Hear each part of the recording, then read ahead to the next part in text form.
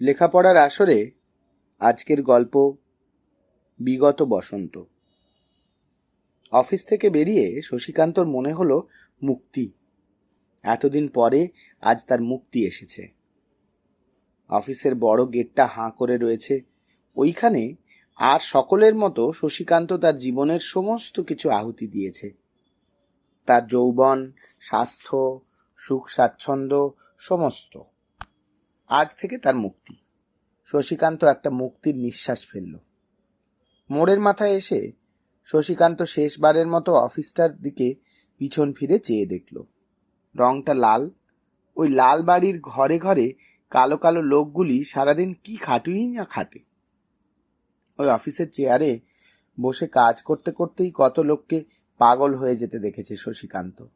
সত্যিকারের পাগল। ফাইলের ওপর একটা পাখির ছবি এঁকে রেখেছে। এও ঘটেছে। কিন্তু শশীকান্ত এই পুরো ৪২ বছর একভাবে একটানা কাজ করে এসেছে, নির্ভুল, নিখুঁত। অফিসের লোকরা বলতো বড়বাবু মানুষ নয়, মেশিন।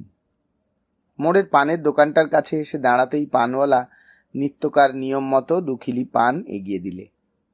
একটু চুন দিলে, একটু দোক্তা দিলে। ৪২ বছর ধরে দিয়ে আসছে, ভুল হবার তো কথা নয়। শশীকান্ত জিজ্ঞেস করলে, আমার হিসেবটা? হিসেব মেটানোর জন্য পানওয়ালা ব্যস্ত নয়। ৪২ বছর ধরে বাবুকে পান দিয়ে আসছে, সকাল সন্ধ্যায়। হিসেব পড়ে থাকে, আবার শোধও হয়। বললে, থাক না বাবু, এক সময় দেখে রাখবো। না, থাকবে না। শশীকান্ত শুধু প্রতিবাদ করলে। দরকার কি? জীবনে কারো কাছে দেনা নেই, দেনা করা অভ্যেস নেই। দেনা করতে ভয় করে তার। অফিস থেকে মাইনে এনে নিজের খরচ চালিয়েছে, নিজের প্রয়োজন মিটিয়েছে, দরকার হলে দেনা দিয়েছে, কিন্তু দেনা কখনো করেনি। ব্যাগ থেকে 11 আনা পয়সা মিটিয়ে দিয়ে শশীকান্ত স্বস্তির নিঃশ্বাস ফেলল। এখান থেকেও অফিসটা দেখা যায়। সন্ধে হচ্ছে। অফিসের লোকজন সব চলে গেছে 5টায়। সকলের সঙ্গে শেষ বিদায় নিয়ে কয়েকটা কাজ সারতেই শশীকান্তের দেরি হলো। তা দেরি একে বলে না, রাত্রে শুধু বাড়িতে শোবার জন্যই যেন আসা। রাত 8টা বেজেছে, 9টা বেজেছে, 10টা বেজেছে। কাজের মধ্যে কতদিন শশীকান্ত ঘড়ি দেখতে দেখতেও ভুলে যেত। অফিসের দারোয়ান এসে তাকে সচেতন করে তুলত। তখন ঘড়ির দিকে চেয়ে দেখত, রাত 10টা। যাক, এতদিনে মুক্তি। চলতে চলতে মনে হলো রাস্তার ফুটপাথের এই পাথরগুলো পর্যন্ত তার চেনা। রাস্তার কোনো মোড়ে কোন পাথরটা ভাঙা, আজ 8 বছর ধরে ভাঙা, তা শশীকান্ত জানে। এ দোকানগুলো তখন এখানে ছিল না। এখানে ছিল বস্তি, তার পাশেই পোড়ো জমি। ওইখানে গরমের দিনে কতদিন ওই পাথরটাতে বসে শশীকান্ত জিরিয়ে নিয়েছে। আর একদিনের কথা মনে আছে। সেদিন বর্ষাকাল। 3 দিন ধরে বৃষ্টির বিরাম নেই। অফিস আসতে হয় কাপড় গুটিয়ে, এসে জামা খুলে শুকোতে দিতে হয়। আবার বাড়ি যাওয়ার সময় সেই জামা ভেজানো। সেই ভিজে জামা নিয়ে সাহেবের কাছে ফাইল নিয়ে যাওয়া। শশীকান্ত লজ্জা করত। কিন্তু অফিসের কাজ তো বন্ধ থাকবে না। অফিসের রাস্তায় জল জমে গেছে। অফিসে যখন শশীকান্ত পৌঁছলো তখন 11টা। তারই মধ্যে সাহেব 5 বার চাপরাশি পাঠিয়েছে। সাহেবের কি, গাড়িতে তো আসে। শেষকালে যা হবার তা হলো। অফিসে লোক এসেছিল কম। ছুটির পর যে যখন পেরেছে চলে গেছে। শশীকান্ত নিজের কাজে ডুবেছিল। যখন চোখ তুলে তাকালে দেখলে লোকজন সব চলে গেছে। ফাইলও জমেছিল খুব। ভাবলে বৃষ্টিটা একটু কমলেই যাওয়া যাবে।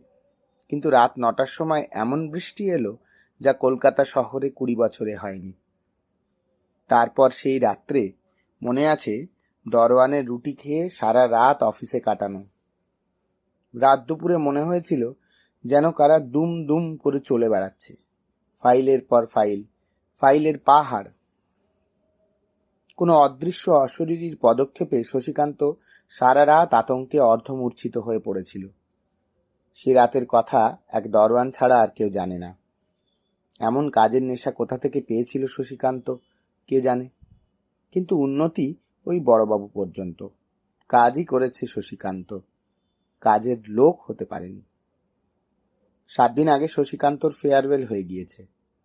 ছোটখাটো একটি সভা, 2-4 জনের বক্তৃতা, ফুলের মালা পরা, তারপর বড় সাহেবের সেই হাসি মুখে করমর্দন।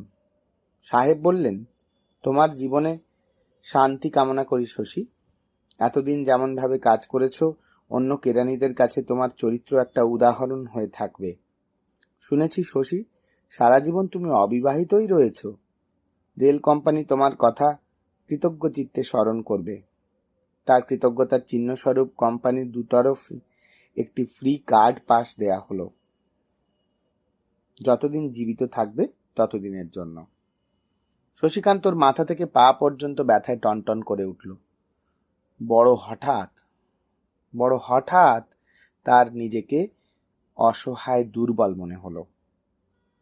শশীকান্ত অনেক দূর পর্যন্ত চেয়ে দেখলে। এই দোকানপাট, এই ট্রাম বাস, রাস্তা পেরিয়ে আরো দূরে যেন সীমাহীন শূন্যতা। কোনো অবলম্বন নেই তার। কি নিয়ে তার দিন কাটবে? সেই শহরতলির ছোট বাড়িটার কথা মনে পড়ল। সেই অল্প পরিসর বাড়িতে আজ রাতটা না হয় কাটল, না হয় কাল কাটল, 2 মাস কাটল, 2 বছর। তারপর সকালবেলা যখন লোকেরা বাড়ি থেকে অফিস ছুটবে, তখন শশীকান্ত ঘরের ভেতর কি নিয়ে থাকবে? এতদিন অনলস আগ্রহে যার সেবা করে এসেছে, সে তাকে প্রত্যাখ্যান করল। শশীকান্তর মনে হলো, এ প্রত্যাখ্যান নয় তো কি? তার আর কোনো প্রয়োজন নেই। কোম্পানির কাছে সে আজ অনাবশ্যক। শশীকান্তর নিজেকে বড় নির্বোধ মনে হলো। সমস্ত জীবন দিয়ে শুধু কোম্পানিকে সেবাই করেছে, প্রতিদানও চায়নি। যা প্রতিদান পেয়েছে তা সামান্যই, কিন্তু তবুও তারই জন্য একটি মুহূর্ত সে বিলাসে বিশ্রামে উপভোগ করেনি। একটি পয়সা কোম্পানির লোকসান হলে নিজের লোকসান বলে মনে করেছে। সে যেন এক নেশার মধ্যে দিয়ে দিনগুলো কেটে গেছে, আর আজ তার মুক্তি। শশীকান্তর মনে হলো, এমন মুক্তি কি সে সত্যিই চেয়েছিল? বড় হলটার মধ্যে তার চেয়ার ঠিক সেই জায়গাতেই আছে, কালও থাকবে, কিন্তু কাল থেকে তাতে বসবেন ভূপতিবাবু। ভূপতি লোক ভালো। আজ বলছিল, আপনি আজকের দিনটাতে আর কাজ করবেন না বড়বাবু, একদিনের জন্য একটু বিশ্রাম নিন। সেবার শশীকান্তের অসুখের সময় নিজেই কবিরাজের কাছ থেকে ওষুধ এনে খাইয়েছিল ভূপতি। কোনোদিন সেবা, স্নেহ, ভালোবাসার প্রয়োজন হয়নি শশীকান্তের, পায়নি। সে সময় সে অবসর শশীকান্তর ছিল না। কোম্পানি তার পাওনা গন্ডা সুদে আসলে আদায় করে নিয়েছে। কবে একদিন আত্মীয়ের সঙ্গে ঝগড়া বিবাদ করে বাড়ি থেকে শশীকান্ত পালিয়েছিল, সে কথা আজ তার মনে নেই। তারপর নাগপুর, বিলাসপুর সব শেষ করে হেড অফিস কলকাতায় এসে হাজির। সে ঘরকে অবজ্ঞা করেছিল, ঘর বাঁধা আর তার হলো না। কোম্পানি যখন তাকে বিদায় অভিনন্দন জানালে, তখনই শশীকান্তের মনে হলো যেন বড় দেরি হয়ে গিয়েছে। তাই শশীকান্ত সেই অল্প পরিসর ঘরখানার কথা মনে করতেই সংসারের অভাব বড় বেশি করে অনুভব করল। চাপরাশিটার হাতে শশীকান্ত আসার সময় একটা টাকা দিয়ে এসেছে।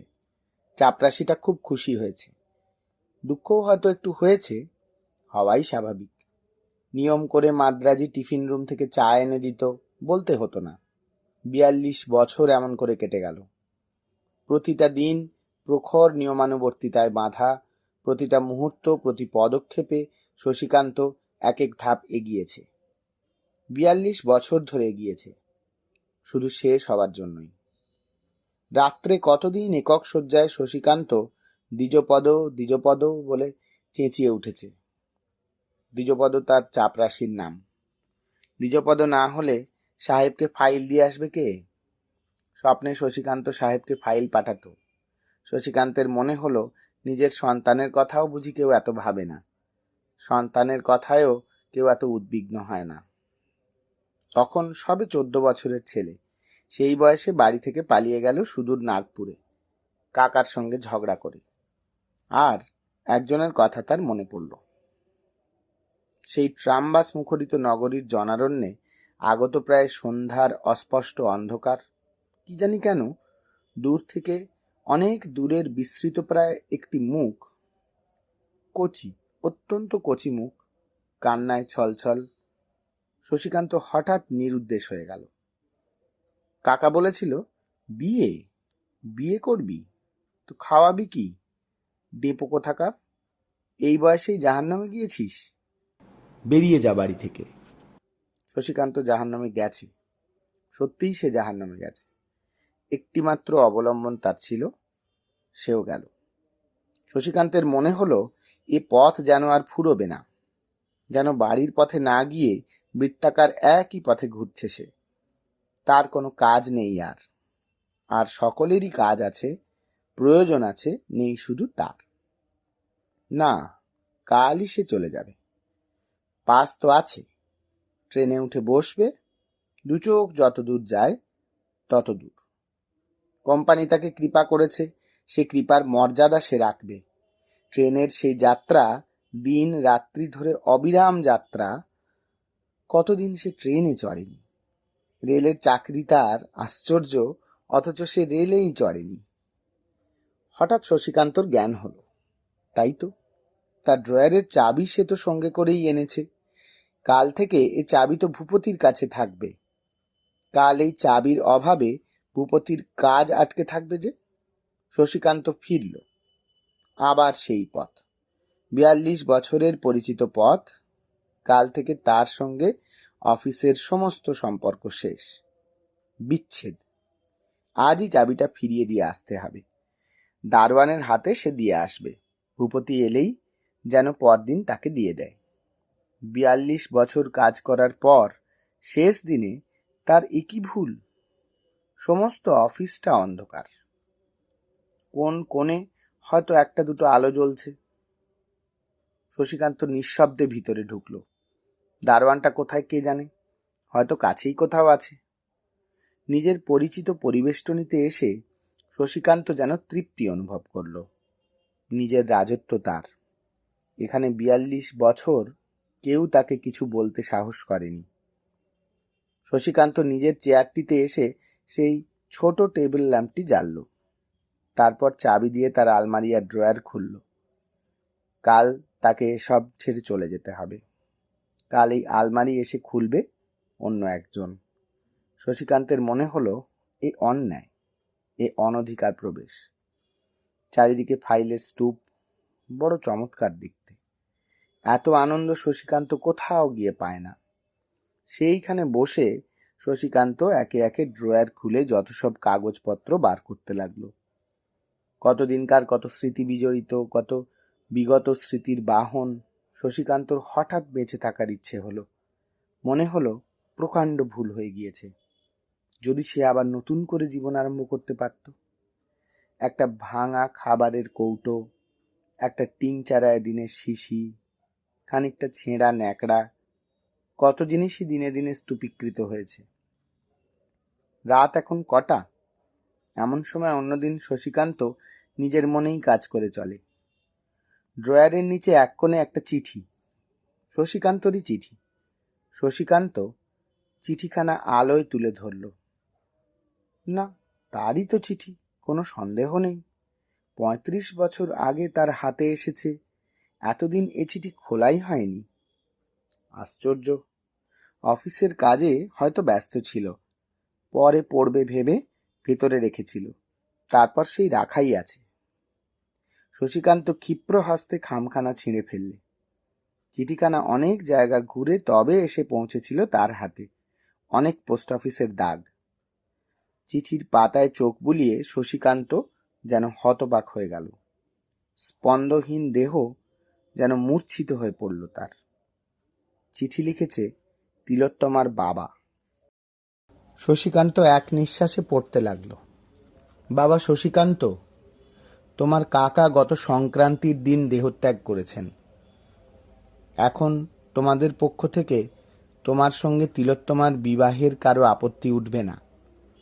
আমার কোনো আপত্তি নেই, বরং সুখী হব। তুমি ছুটি নিয়ে এসো, এই মাসের মধ্যেই বিবাহ যাতে হয় সেই ব্যবস্থাই করছি। ইতি।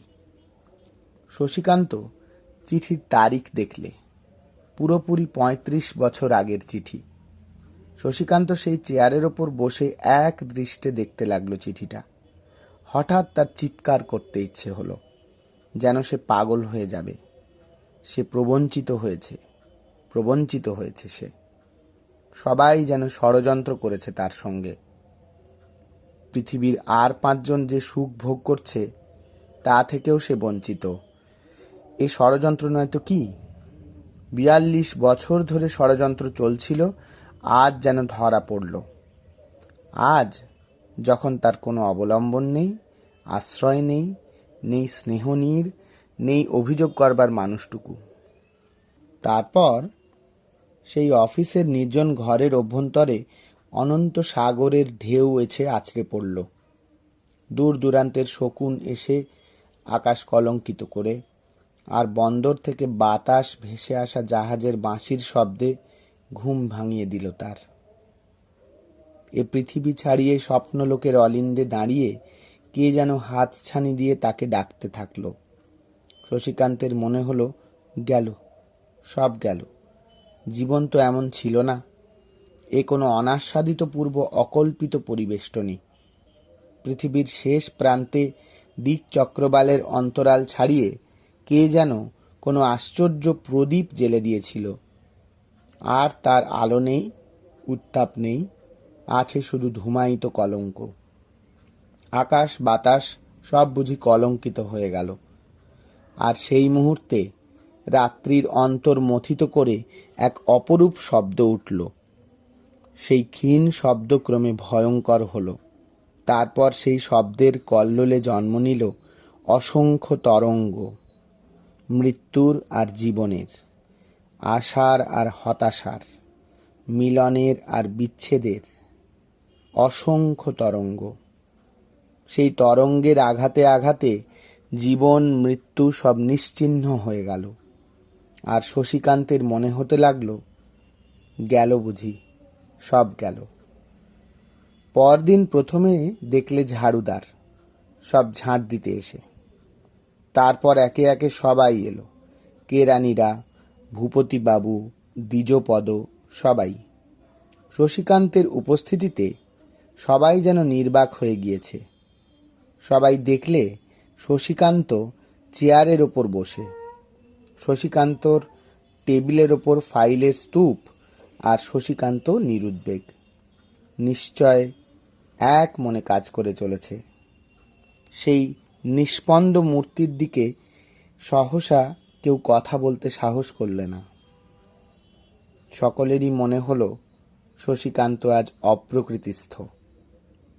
নিশ্চয়ই সে উন্মাদ হয়ে গিয়েছে।